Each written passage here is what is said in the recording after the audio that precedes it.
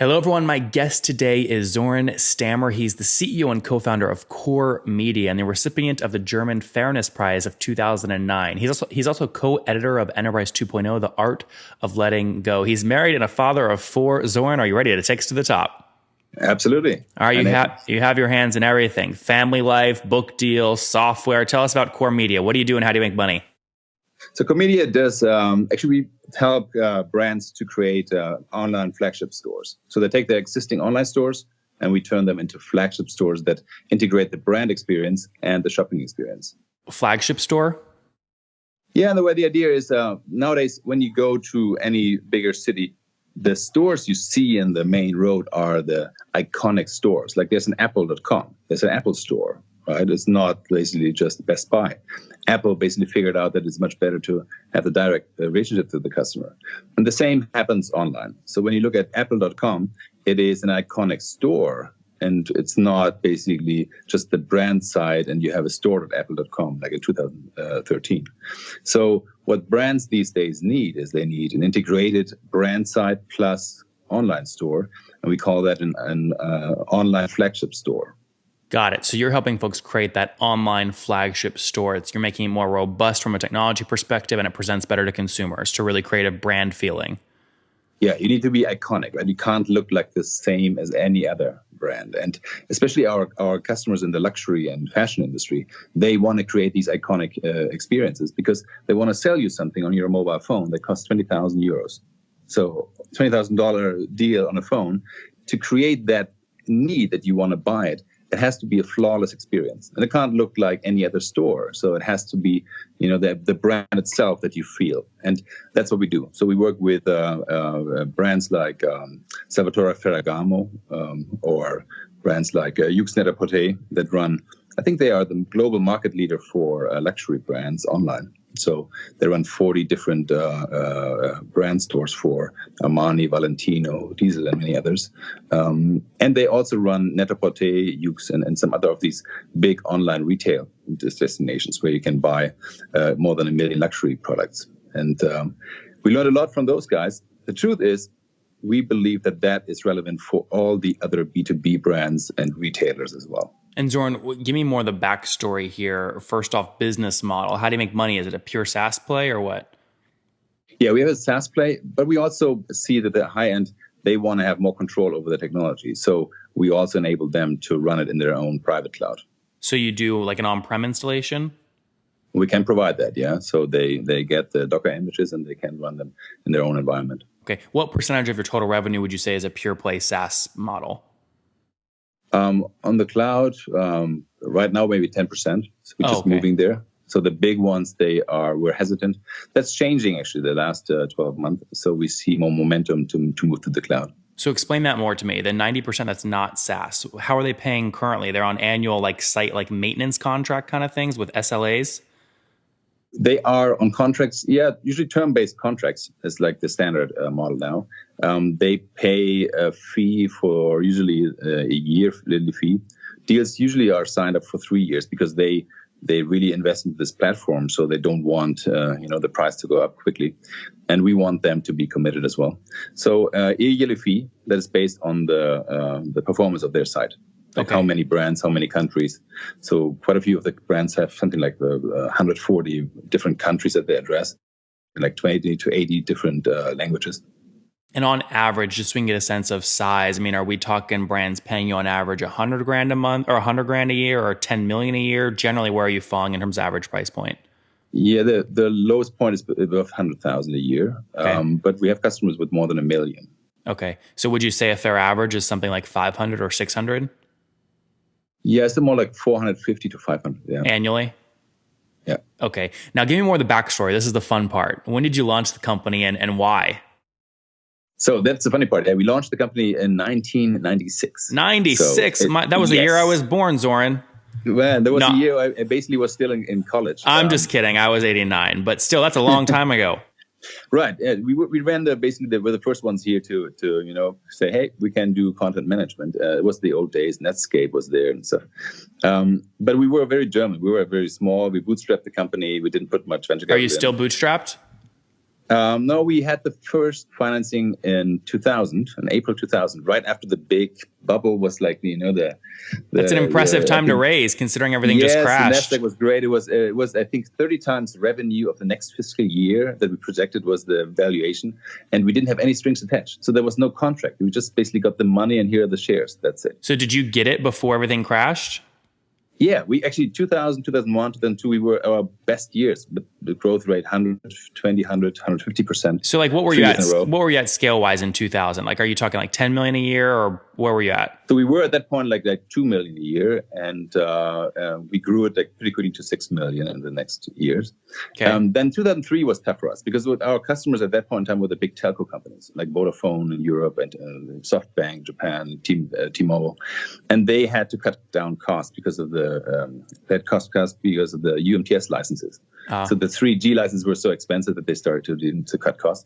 So 2003 was our tough year. Maybe then flat? we were still growing with 20%. Okay. At some point in time, we were too late for the US, because we didn't have the venture capital to basically enter the US early, and the US is the biggest market. We saw the people coming from the US to Europe, but we were not equipped with the money to do the code there.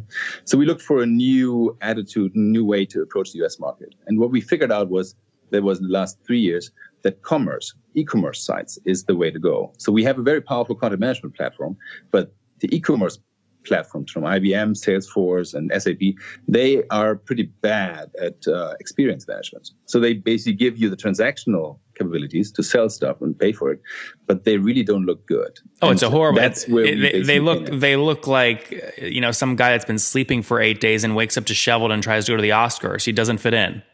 Exactly. Yeah. And the brands were the first ones to say, the luxury brands, no, we can't do this. So there's not a single bit that from your platform will show to us, to our customers. Now, the other end of that is these luxury guys create these really complicated flash sites, which don't actually work anywhere. And they never, so you're kind of a nice blend of both of them.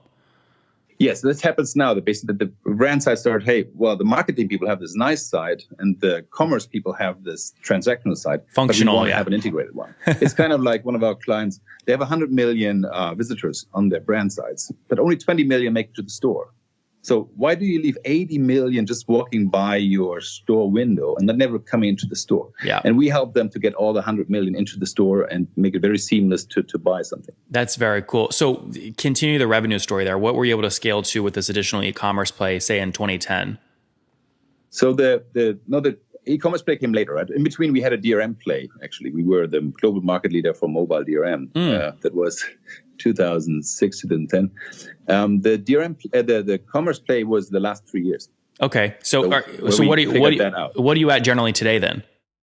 We are now above 20 million in dollars. We are, ARR is above 10, and we're growing with around about 20-25% ARR growth a year. That's great. So sorry, you said ARR was about 10 million of the 20 million in total revenue, right? Above 10, yeah. This year is above 10. And you said you're scaling about 25% year over year. So ARR, 12 months ago was somewhere around what, 7.5? Yeah, about 8.5. Exactly. 8.5. Interesting. Is that your fastest growing revenue stream? It is. Yep. Indeed. Interesting. And is most of that coming from converting kind of old, folks to cloud, or are you going and getting new customers? It's both, actually. We were surprised that basically existing customers who had a perpetual license in the past, that we got them to do recurring revenue. And they paid more for the same technology because we brought them to the cloud. So this flexibility is something that people value. Interesting. Our churn rate is basically net negative for revenue. So it's kind of how negative?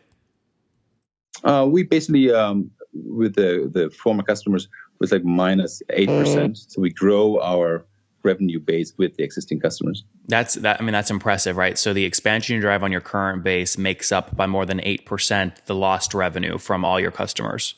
Right, and we have a very low churn anyway, basically even in absolute numbers. What's your logo? What's your absolute churn, your logo churn annually? Yeah, that was around 3%. Now it's a little more than 5% because we had some technology being phased out by one of our partners from SAP. So but the people who use our platform, it's very rare that they leave us. Yep. They like what we have. Yep. And now it sounds like, though, and this is significant when you look at your revenue streams, there's a portion that sounds like it's maybe professional services or setup, which leads me to believe that there's a lot of setup, there's a lot of onboarding costs. I'd be interested to hear about your team size and what your team does. But I imagine once you get them locked in, they're locked in. They paid the upfront fee, they're using it, money's coming through, right? Exactly, because what they realize is the big brands, they have the commerce platforms, but what is even more important now is to get the content. The content is hard because you have it globally. You have different languages, like up to 80 languages that you have to provide, and you want to be, consistent over all the different channels. You want the print channel, the online ads, the outdoor ads.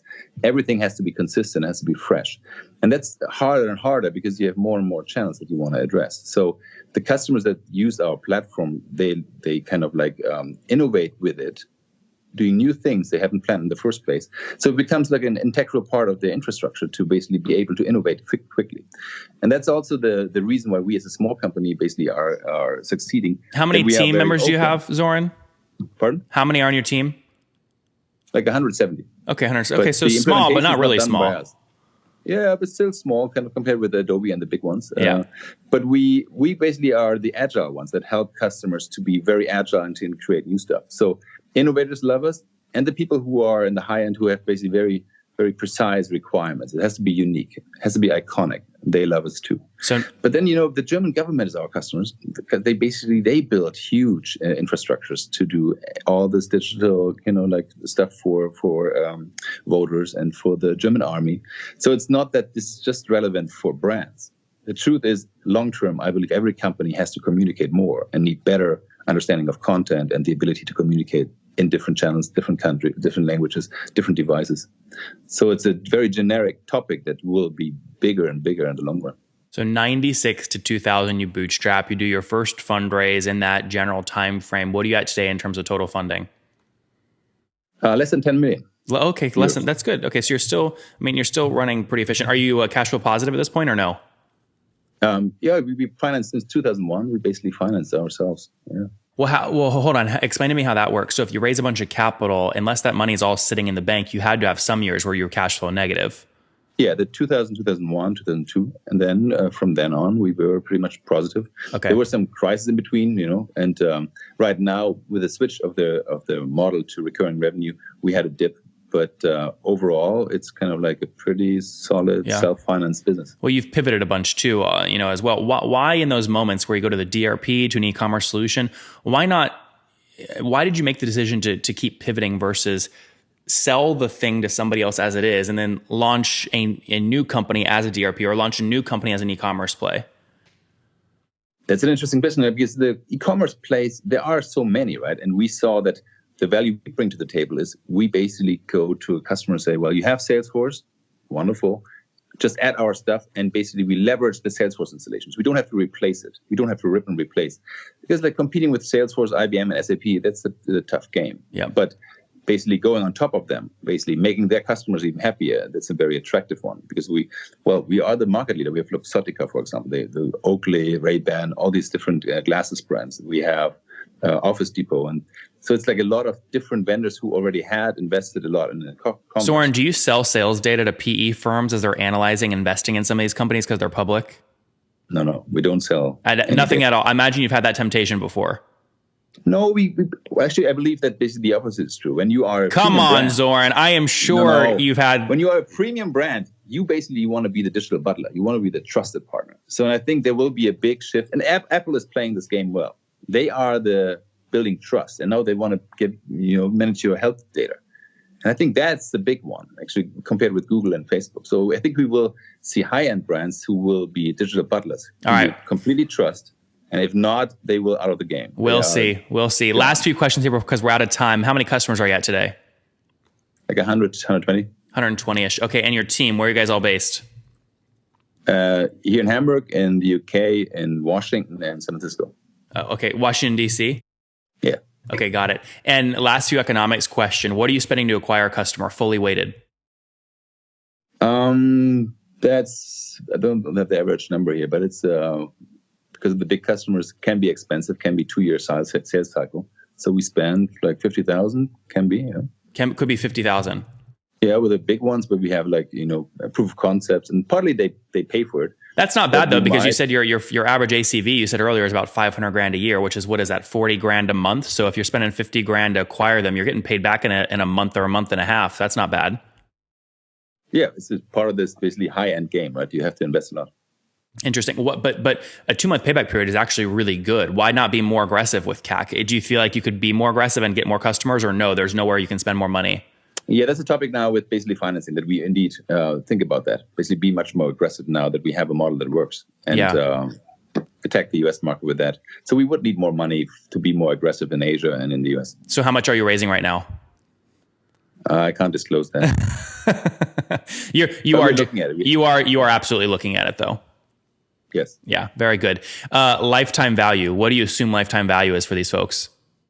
Yeah, we have like long-term data, right? And we have companies that are with us for more than 10 years. And we don't see that the likelihood that they jump is going up, because they invest more and more in the platform. So the lifetime value is enormous in some cases, like more than 10 million. How do you avoid lying to yourself? In other words, you look at these customers that have never left you and you go, wow, lifetime value is infinite, which means I can spend an infinite amount on acquiring them. That would obviously be a bad decision. How do you stay rational? Exactly. So we plan with something like 7 years. Okay. So because that's below the values we have. Got it. So you plan for 7 years at around a $500,000 ACV. That's about 3.5 million in lifetime value conservatively, but you can look at your own sales history and see some people have paid you over 10 million. Got it. Very interesting. All right, Soeren, let's wrap up here with the famous 5. Number 1, what's your favorite business book? I think it's The Nudist on the Late Shift. Sorry, what is it?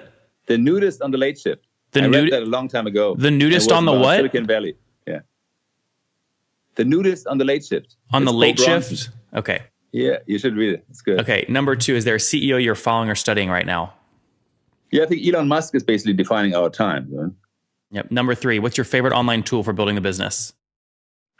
For building a business, I thought about basically more like for keeping sane. So I like Kayak for all the travel they have to do. Number 4. Otherwise, I'm a big fan of Twitter. So. Okay. Number 4, how many hours of sleep do you get every night? Around about 7. Okay. And what's your situation? Married, single, you have kids? I'm married, happily married with a nice American, and I have 4 kids. 4 kids. All right. And how old are you? I'm 47. All right, Soeren, last question. What do you wish your 20-year-old self knew? That travel in the world is a good idea. Make it earlier, and you're still free, enough time, and no kids to basically take care of. There you guys have it from Soeren. Travel earlier. He launched CoreMedia in 1996. Can you believe that? Bootstrapped all the way up through 2000, had their best growth years when everyone else was crashing, raised their first round of capital. They've now raised about or less than $10 million. They're serving 120 customers, helping them create premium online shops. Much like you'd have an Apple store in person, they're helping you create that great experience online so that more people, more of your website visitors, quote unquote, enter that online shop. And obviously your conversion rate goes up from there. Annual contract value is around 500 grand. They did 2 million in 2000, up to 6 million in 2002, did 7.5 million in ARR in 2016, scaled that to about 10 million 12 months later today. Their revenue is actually double that though at about 20 million. About 50% of that revenue is recurring. The rest is other solutions that are not cloud-based, but growing rapidly again with their team of 170 people between UK, Washington, DC, and San Francisco. Soeren, thank you for taking us to the top. Nathan, thanks.